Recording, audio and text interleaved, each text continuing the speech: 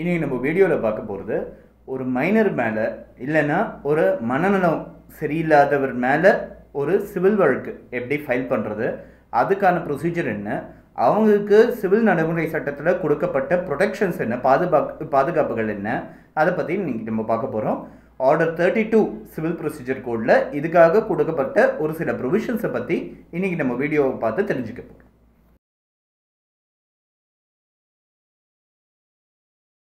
First மைனர்னா யார் அப்படின்னு பார்த்தோன்னா, மைனர்னா ஒருத்தர் 18 வயசு ஆகாதவர் மைனர்.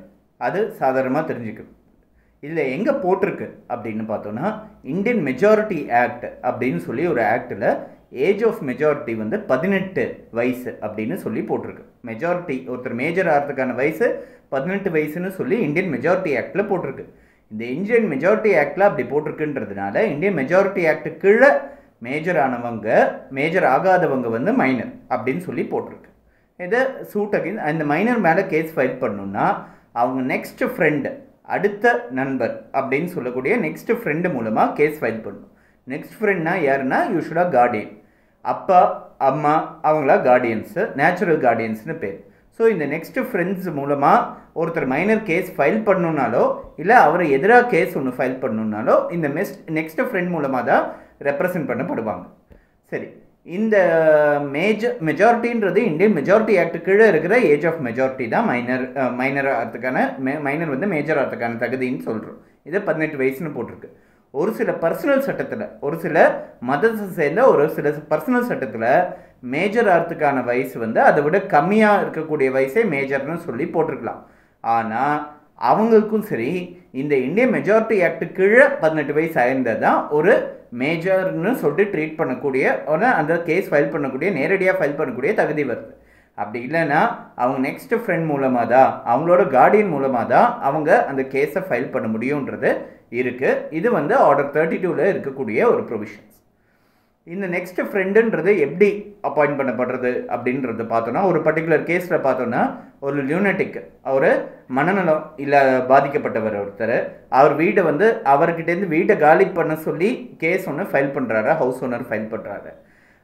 அவங்க மேலே கேஸ் ஃபைல் பண்ணுறது அவங்களோட நெக்ஸ்ட் ஃப்ரெண்டான அவங்க அப்பா மூலமாக, அவங்க அப்பாவை பார்ட்டியாக போட்டு அவர் தான் நெக்ஸ்ட் ஃப்ரெண்டுன்னு சொல்லி so represented by his next friend and father and next friend அப்படின்னு சொல்லி அவங்க அப்பாவோட பேரை போட்டு கேஸ் ஃபைல் பண்ணி எவிக்ஷன் ஆர்டர் வாங்கினது உண்டு.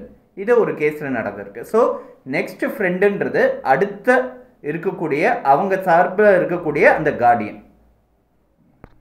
இந்த கார்டியனை யார் அப்பாயிண்ட் பண்ணுறதுன்னு பார்த்தா யூஸ்வலாக கோர்ட் அப்பாயிண்ட் பண்ணும்.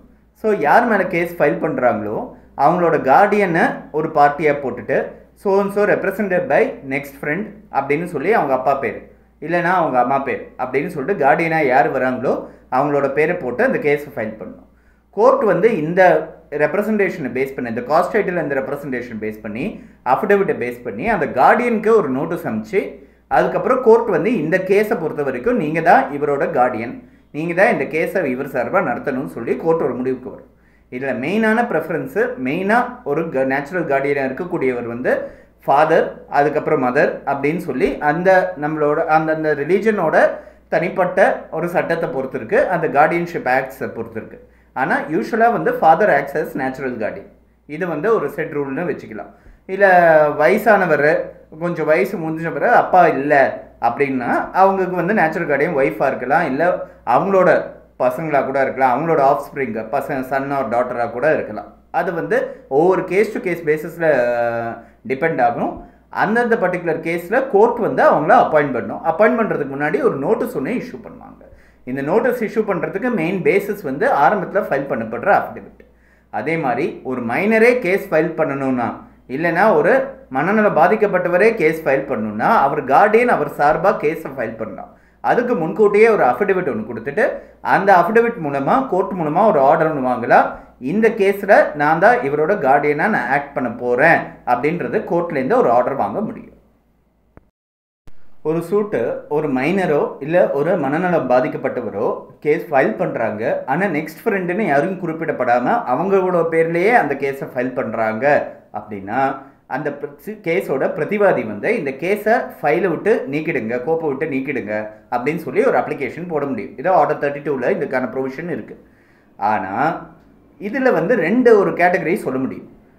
கோர்ட்டை ஏமாத்துறதுக்காக ஒரு மனநலம் குன்றியவரோ இல்லை ஒரு மைனரோ வந்து விஷயம் தெரிஞ்சு அவங்க வந்து மெஜாரிட்டி ஏஜ் அட்டன் பண்ணலன்றது தெரிஞ்சு இந்த கேஸை ஃபைல் பண்ணுறாங்கன்றவங்க ஒரு கேட்டகரி. அந்த மாதிரி கேஸஸில் கேஸை வந்து டிஸ்மிஸ் பண்ணி விட்டுருவாங்க.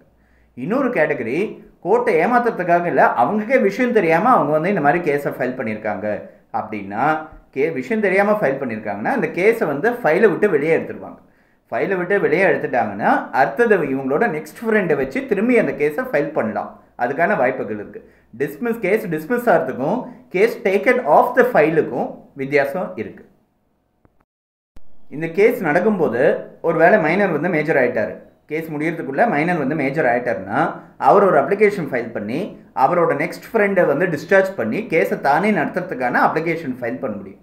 கோர்ட்டே அவங்களோட டிஸ்கிரிப்ஷனை வந்து அந்த நெக்ஸ்ட் ஃப்ரெண்டை நீக்கிட்டு கேஸை இவரோட தனிப்பட்ட முறையில் இவர் வந்து நடத்துறதுக்கான ஏற்பாடுகளை பண்ணி தர முடியும். ஸோ இதுக்கான வாய்ப்புகள் இருக்குது. ஸோ இது மைனர் சம்மந்தப்பட்ட ஒரு விஷயம். இந்த மைனர்ஸ்க்கான அந்த ப்ரொவிஷன்ஸ் எல்லாமே மனநலம் பாதிக்கப்பட்டவருக்கும் அப்ளை ஆகுன்றது ஆர்டர் 32லேயே இருக்குது. இந்த பர்சன்ஸ் ஆஃப் அன்சவுண்ட் மைண்ட், மனநலம் பாதிக்கப்பட்டவர் அப்படின்றதுல நிறைய கேட்டகரிஸ் இருக்காங்க. லியூனட்டிக்ன்றது இருக்காங்க. லியூனட்டிக்னா அவங்க மனநலம் பாதிக்கப்படுறவங்க, பட் ஒவ்வொரு சமயம் அவங்களோட வீரியம் வேறு மாதிரி இருக்கும். ஒரு சமயம் வந்து அவங்க மனநலம் பாதிக்கப்பட்டவராங்க இருப்பாங்க, இன்னொரு நாள் வந்து அவங்களோட சரியான ஒரு தெளிவான முடிவு எடுக்கக்கூடிய சூழ்நிலையில் இருப்பாங்க. ஸோ அதை வந்து நம்மளால் கெஸ் பண்ண முடியாது.